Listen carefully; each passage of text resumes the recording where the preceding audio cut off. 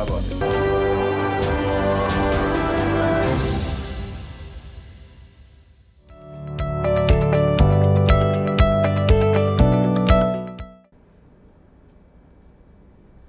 ਵਿਰਾਸਤ ਟੀਵੀ ਦੇ ਨਾਲ ਜੁੜੇ ਆਪ ਸਾਰੇ ਹੀ ਦਰਸ਼ਕਾਂ ਦਾ ਸਵਾਗਤ ਹੈ। ਮੇਰੇ ਵੱਲੋਂ ਪਿਆਰ ਭਰੀ ਸਤਿ ਸ਼੍ਰੀ ਅਕਾਲ। ਜਿਵੇਂ ਆਪ ਜਾਣਦੇ ਹੋ ਕਿ ਪ੍ਰੋਗਰਾਮ ਅਦਬ ਸੰਸਾਰ ਦੇ ਵਿੱਚ ਸਾਡੀ ਇਹ ਕੋਸ਼ਿਸ਼ ਹੁੰਦੀ ਹੈ ਕਿ ਕੁਝ ਅਦਬੀ ਸ਼ਖਸੀਅਤਾਂ ਨੂੰ ਆਪ ਜੀ ਦੇ ਰੂਬਰੂ ਕਰਵਾਇਆ ਜਾਏ। ਅਦਬੀ ਸ਼ਖਸੀਅਤਾਂ ਤੋਂ ਭਾਵ ਇਸ ਪ੍ਰੋਗਰਾਮ ਦੇ ਵਿੱਚ ਖਾਸ ਤੌਰ ਤੇ ਹੁੰਦਾ ਹੈ ਕਿਉਂਕਿ ਸਾਡੇ ਦਰਸ਼ਕਾਂ ਨੂੰ ਯਾਦ ਹੋਏਗਾ ਕਿ ਅਸੀਂ ਪਹਿਲਾਂ ਇੱਕ ਪ੍ਰੋਗਰਾਮ ਲੈ ਕੇ ਆਏ ਸੀ ਕਿ ਸਾਹਿਤ ਅਤੇ ਸਾਹਿਤਕਾਰ। ਉੱਥੇ ਸਾਡੀ ਇਹ ਕੋਸ਼ਿਸ਼ ਸੀ ਕਿ ਜਿਸ ਸਾਹਿਤ ਨੂੰ ਸਮਾਜ ਦਾ ਸ਼ੀਸ਼ਾ ਕਿਹਾ ਜਾਂਦਾ ਆ ਉਸ ਸਾਹਿਤ ਨੂੰ ਸਿਰਜਣ ਵਾਲੇ ਜਿਹੜੇ ਵਿਅਕਤੀ ਵਿਸ਼ੇਸ਼ ਨੇ ਉਹਨਾਂ ਦੇ ਰੂਬਰੂ ਵੀ ਆਪਣੇ ਦਰਸ਼ਕਾਂ ਨੂੰ ਕਰਵਾਇਆ ਜਾਏ। ਬਹੁਤ ਸਾਰੀਆਂ ਕਿਤਾਬਾਂ ਮਕਬੂਲ ਹੁੰਦੀਆਂ ਨੇ, ਬਹੁਤ ਸਾਰੇ ਜਿਹੜੇ ਬਿਰਤਾਂਤ ਨੇ, ਨਾਵਲ ਨੇ, ਉਹ ਬੜੇ ਮਸ਼ਹੂਰ ਹੁੰਦੇ ਨੇ, ਬੜੇ ਮਕਬੂਲ ਹੁੰਦੇ ਨੇ ਬਾਏ ਨੇਮ। ਤੇ ਪਰ ਇਹ ਖਿਆਲ 'ਚ ਨਹੀਂ ਹੁੰਦਾ ਵੀ ਇਹ ਲਿਖਤ ਕਿਹਦੀ ਸੀ, ਜਦ ਕਿ ਮੈਂ ਸਮਝਦਾ ਵੀ ਲਿਖਣ ਵਾਲਾ ਵੀ ਓਨਾ ਹੀ ਕੀਮਤੀ ਹੁੰਦਾ ਹੈ ਜਿੰਨੀ ਉਹ ਲਿਖਤ ਦੀ ਕੀਮਤ ਹੁੰਦੀ ਹੈ। ਖਾਸ ਤੌਰ ਤੇ ਜਿਵੇਂ ਅਸੀਂ ਕਈ ਵਾਰੀ ਦੇਖਦੇ ਹਾਂ ਵੀ 200 ਸਾਲ ਪਹਿਲਾਂ ਛਪੇ ਹੋਏ ਨਾਵਲ ਨੂੰ ਜਦੋਂ ਅਸੀਂ ਦੁਬਾਰਾ ਪੜ੍ਹ ਰਹੇ ਹੁੰਦੇ ਹਾਂ ਉਹ ਬਿਲਕੁਲ ਤਾਜ਼ਗੀ ਮਹਿਸੂਸ ਹੋ ਰਹੀ ਹੁੰਦੀ ਹੈ, ਪਰ ਉਦੋਂ ਖਿਆਲ ਹੁੰਦਾ ਵੀ ਇਹਨੂੰ ਸਿਰਜਿਆ ਕਿਹਨੇ ਸੀਗਾ। ਲਿਖਤ ਤਾਂ ਹੈ ਪਰ ਉਹ ਲਿਖਣਹਾਰ ਉਹ ਸਾਡੇ ਵਿੱਚ ਨਹੀਂ ਹੁੰਦਾ। ਸੋ ਕਿਉਂ ਨਾ ਐਸੀਆਂ ਸ਼ਖਸੀਅਤਾਂ ਵੀ ਉਹ ਕਿਸ ਮਾਹੌਲ ਦੇ ਵਿੱਚ ਸਾਹਿਤ ਦੀ ਸਿਰਜਣਾ ਕਰਦੀਆਂ ਨੇ, ਸਮਾਜ ਵਿੱਚ ਕਿਹੜੀਆਂ ਘਟਨਾਵਾਂ ਵਾਪਰਦੀਆਂ ਨੇ ਜਿਹੜੀਆਂ ਉਹਨਾਂ ਨੂੰ ਲਿਖਣ ਵਾਸਤੇ ਮਜਬੂਰ ਕਰਦੀਆਂ ਨੇ, ਉਹ ਵਿਸ਼ੇ ਦੀ ਚੋਣ ਕਿਵੇਂ ਕਰਦੇ ਆ। ਜਿਵੇਂ ਮੇਰੇ ਦਾਗਿਸਤਾਨ ਦੇ ਵਿੱਚ ਬੜੀ ਕਮਾਲ ਦੀ ਗੱਲ ਲਿਖੀ ਹੈ ਰਸੂਲ ਹਮਜ਼ਾ ਤੋਬ ਨੇ। ਉਹ ਕਹਿੰਦੇ ਨੇ ਕਿ ਮੈਨੂੰ ਲਿਖਣ ਵਾਸਤੇ ਵਿਸ਼ੇ ਨਹੀਂ ਚਾਹੀਦੇ ਹੁੰਦੇ, ਦ੍ਰਿਸ਼ਟੀਕੋਣ ਚਾਹੀਦਾ ਹੁੰਦਾ। ਸੋ ਅੱਜ ਅਸੀਂ ਬਹੁਤ ਖਾਸ ਸ਼ਖਸੀਅਤ ਦੇ ਨਾਲ ਰੂਬਰੂ ਕਰਵਾਉਣ ਜਾ ਰਹੇ ਹਾਂ ਜਿਨ੍ਹਾਂ ਦੀ ਹਾਲ ਦੇ ਵਿੱਚ ਇੱਕ ਨਵੀਂ ਕਿਤਾਬ ਛਪ ਕੇ ਆਈ ਹੈ। ਉਹ ਸਾਡੇ ਦਰਸ਼ਕਾਂ ਨੇ ਪ੍ਰੋਗਰਾਮ ਕੁਝ ਪਲ ਕਿਤਾਬ ਦੇ ਨਾਲ ਵਿੱਚ ਉਹਦਾ ਰਿਵਿਊ ਵੀ ਦੇਖਿਆ, ਪੜ੍ਹਿਆ, ਸੁਣਿਆ ਸੀਗਾ। ਉਹਦੇ ਬਾਰੇ ਆਪਾਂ ਚਰਚਾ ਕੀਤੀ ਸੀਗੀ।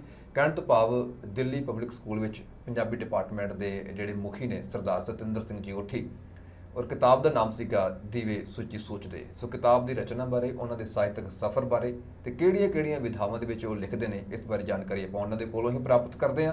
ਪਹਿਲਾਂ ਸਵਾਗਤ ਕਰਦੇ ਹਾਂ ਪ੍ਰੋਗਰਾਮ ਦੇ ਵਿੱਚ, ਪ੍ਰੋਗਰਾਮ ਅਦਬ ਸੰਸਾਰ ਵਿੱਚ ਜੀ ਆਇਆਂ ਆਖਦੇ ਹਾਂ ਜੀ। ਸਤਿ ਸ਼੍ਰੀ ਅਕਾਲ ਓਠੀ ਸਾਹਿਬ। ਸਤਿ ਸ਼੍ਰੀ ਅਕਾਲ ਜੀ, ਬਹੁਤ ਬਹੁਤ ਮਿਹਰਬਾਨੀ ਖਾਸ ਤੌਰ ਤੇ ਵਿਰਾਸਤ ਮੀਡੀਆ ਦਾ ਜਿਨ੍ਹਾਂ ਨੇ ਮੈਨੂੰ ਦਰਸ਼ਕਾਂ ਦੇ ਰੂਬਰੂ ਹੋਣ ਦਾ ਮੌਕਾ ਦਿੱਤਾ ਜੀ। ਸ਼ੁਕਰੀਆ ਜੀ। ਜੀ ਆਇਆਂ ਨੂੰ ਅੰਮ੍ਰਿਤਸਰ ਸਟੂਡੀਓ ਦੇ ਵਿੱਚ ਵਿਰਾਸਤ ਮੀਡੀਆ ਦੇ ਵਿਹੜੇ ਵਿੱਚ ਜੀ ਆਇਆਂ ਨੂੰ ਆਖਦੇ ਹਾਂ।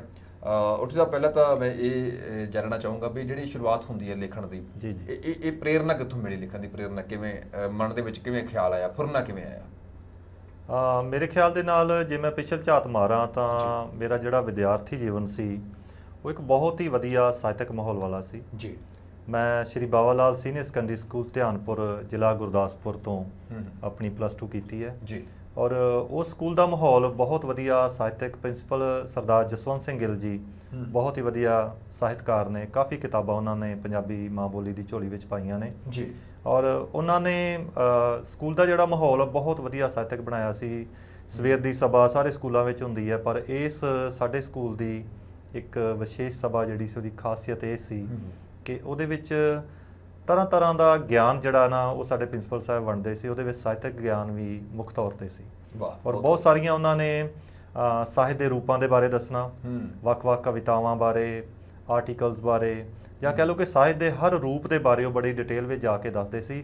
ਔਰ ਉਹਦਾ ਬੱਚਿਆਂ ਦੇ ਅਸਰ ਪੈਣਾ ਸੁਭਾਵਿਕ ਹੁੰਦਾ ਹੈ ਕਿਉਂਕਿ ਜਿਸ ਤਰ੍ਹਾਂ ਦੇ ਮਾਹੌਲ ਵਿੱਚ ਕੋਈ ਵਿਚਰਦਾ ਪਲਦਾ ਹੈ ਉਹਦੀ ਸ਼ਖਸੀਅਤ 'ਤੇ ਵੀ ਅਸਰ ਹੁੰਦਾ ਹੈ। ਔਰ ਮੈਂ ਸਮਝਦਾ ਕਿ ਮੈਂ ਜੇ ਕੁਝ ਲਿਖਣਾ ਸ਼ੁਰੂ ਕੀਤਾ ਸੀ ਜੀ ਤੇ ਉਹਦੇ ਵਿੱਚ ਮੇਰਾ ਆਪਣੇ ਸਕੂਲ ਸ਼੍ਰੀ ਬਾਬਾ ਲਾਲ ਸੀਨੀਅਰ ਸੈਕੰਡਰੀ ਸਕੂਲ ਧਿਆਨਪੁਰ ਜ਼ਿਲ੍ਹਾ ਗੁਰਦਾਸਪੁਰ ਉਹਦਾ ਵਿਸ਼ੇਸ਼ ਯੋਗਦਾਨ ਹੈ ਜੀ। ਕਿਹੜੀ ਉਮਰ ਦੇ ਵਿੱਚ ਸ਼ੁਰੂਆਤ ਹੋ ਗਈ ਸੀ? ਕਹਿ ਸਕਦੇ ਹੋ ਕਿ ਜਦੋਂ ਥੋੜੀ ਸਮਝ ਆਈ ਕਿ ਸਾਹਿਤ ਕੀ ਹੁੰਦਾ ਹੈ, ਅਖਬਾਰਾਂ ਤੋਂ ਪੜ੍ਹਨਾ ਸ਼ੁਰੂ ਕੀਤਾ, ਰਸਾਲਿਆਂ ਨਾਲ ਵਾਹ ਪਿਆ। ਔਰ ਸਾਡੇ ਸਕੂਲ ਦੀ ਜਿਹੜੀ ਲਾਇਬ੍ਰੇਰੀ ਸੀ ਉਹਦੀਆਂ ਕਿਤਾਬਾਂ ਜਿਹੜੀਆਂ ਉਹ ਸਾਨੂੰ ਪ੍ਰਿੰਸੀਪਲ ਸਾਹਿਬ ਗਾਈਡ ਕਰਦੇ ਹੁੰਦੇ ਸੀ ਕਿ ਕਿਹੜੀਆਂ ਕਿਤਾਬਾਂ ਤੁਸੀਂ ਪੜ੍ਹਨੀਆਂ ਹੈ, ਉਹਨਾਂ ਦੇ ਬਾਰੇ ਜ਼ਿਕਰ ਵੀ ਕਰਦੇ ਹੁੰਦੇ ਸੀ ਸਵੇਰ ਦੀ ਸਭਾ ਦੇ ਵਿੱਚ। ਔਰ ਹੌਲੀ ਹੌਲੀ ਫਿਰ ਮਨ ਦੇ ਵਿੱਚ ਇਹ ਫੁਰਨਾ ਫੁਰਿਆ ਕਿ ਅਸੀਂ ਵੀ ਇਸ ਤਰ੍ਹਾਂ ਦੇ ਕੁਝ ਅੱਖਰ ਜਿਹੜੇ ਉਹ ਲਿਖ ਸਕਦੇ ਹਾਂ।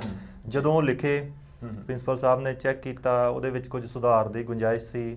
ਔਰ ਹੌਲੀ ਹੌਲੀ ਫਿਰ ਅਸੀਂ ਥੋੜਾ ਜਿਹਨੂੰ ਤੁਕਬੰਦੀ ਕਹਿੰਦੇ ਆ ਉਹ ਸ਼ੁਰੂ ਕੀਤੀ। ਤੁਕਬੰਦੀ ਤੋਂ ਬਾਅਦ ਜਿਹੜੇ ਵੱਖ-ਵੱਖ ਸਾਹਿਤ ਰੂਪ ਨੇ, ਤਕਨੀਕੀ ਤੌਰ ਤੇ ਉਹਨਾਂ ਦਾ ਕੀ ਇੱਕ ਵਿਧੀ ਵਿਧਾਨ ਹੁੰਦਾ ਹੈ ਉਹਦੇ ਬਾਰੇ ਵੀ ਅਸੀਂ ਥੋੜਾ ਜਾਣਨਾ ਚਾਹਿਆ।